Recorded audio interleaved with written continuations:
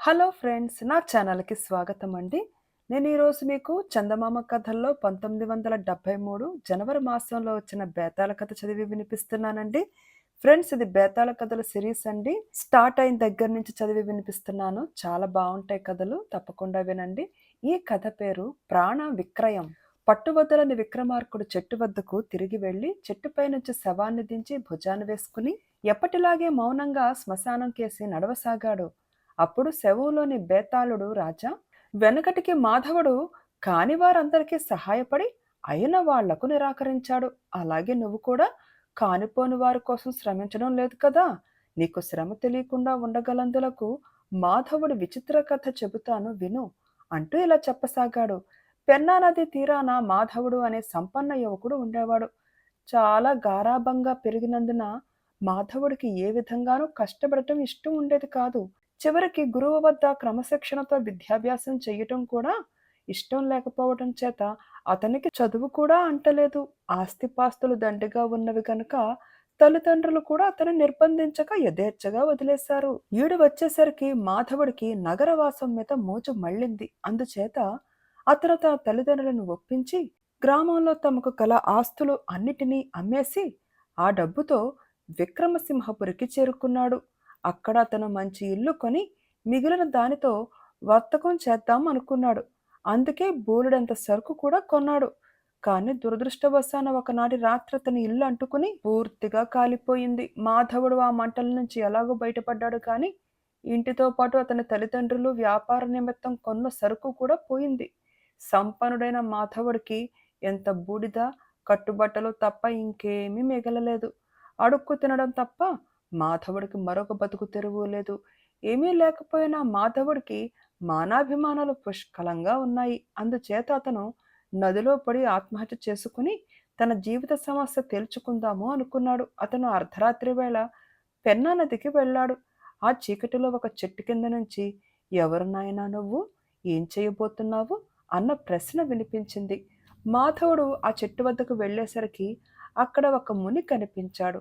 మాధవుడు ఆయనకు తన కథ చెప్పబోయాడు. ముని అతన్ని చెప్పనీయక, నీ కథ అంతా నాకు తెలుసును.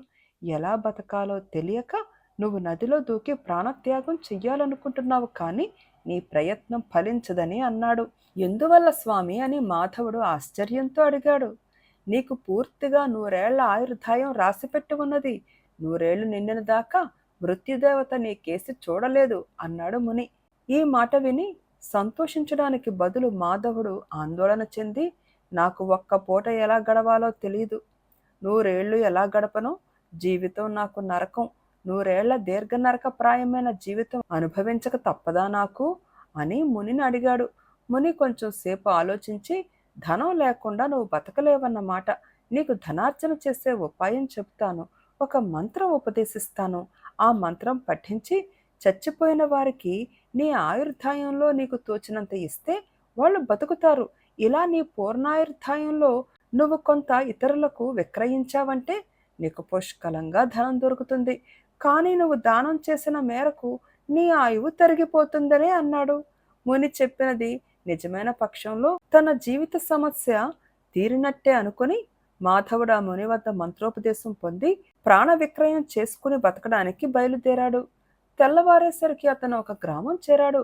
గ్రామంలోని ధనికుడి ఇంట ముందు జనం పోగయ్యారు. క్రితం రాత్రి ధనికుడు గుండెపోటుతో చనిపోయాడు. మాధవుడు ధనికుడి ఆప్తులను కలుసుకుని, నేను ఈయనను బతికిస్తాను, నాకేమిస్తారు అని అడిగాడు. మొదట అతని మాటను ఎవరూ నమ్మలేదు. నేను బతికించలేకపోతే మీకు వచ్చే నష్టం ఏమున్నది? బతికిస్తే ఎంతిస్తారో చెప్పండి అన్నాడు మాధవుడు. 1,00,000 వరహాలు ఇస్తాం, చేతనైతే బతికించు అన్నారు ధనికుడు బంధువులు. మాధవుడు కాళ్ళు చేతులు కడుక్కుని వచ్చి ఒక పాత్రలో నీరు పట్టుకుని శవం పక్కన కూర్చుని మంత్రం చదువుకుని చచ్చిన వాడికి తన ఆయుర్దాయం నుంచి 1 సంవత్సరం ధారపోశాడు. అతని చేతి నీళ్లు మీద పడగానే శవం కదిలింది. కొద్దిసేపట్లోనే ధనికుడు పిడిరాయిలాగా లేచి కూర్చున్నాడు. ధనికుడి బంధువుల సంతోషానికి మేరలేదు. వాళ్ళు మాధవుడికి ధనం ఇవ్వటమే కాక బట్టలు, వస్తువాహనాలు ఇచ్చి దేవుణ్ణి పూజించినట్టు పూజించారు. మాధవుడు తిరిగి నగరం చేరుకున్నాడు. అతని కీర్తి అతి త్వరలోనే చాలా దూరం పాకింది. అతని ఇంటికి రోజు మేనాలలోనూ బళ్ళ మీద శవాలు రాసాగాయి. మాధవుడి ప్రాణ వ్యాపారం జోరుగా సాగింది. అతని మీద కనక వర్షం కురుస్తుంది. డబ్బు ఇవ్వలేని వాళ్ళు కూడా ప్రాణదానం అడుగుతున్నారు. మాధవుడు కోటీశ్వరుడయ్యాడు, కానీ ప్రాణ విక్రయం రోజు రోజుకు ఉధృతమవుతుంది.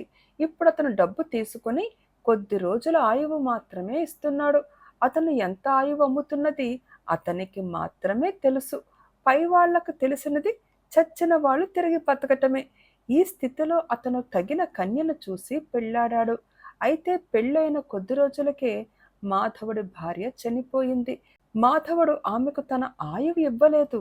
అతను ఆమెను శాస్త్రోక్తంగా అంత్యక్రియలు చేసి ఆమెను దహనం చేసి ఇంటికి తిరిగి వచ్చాడు.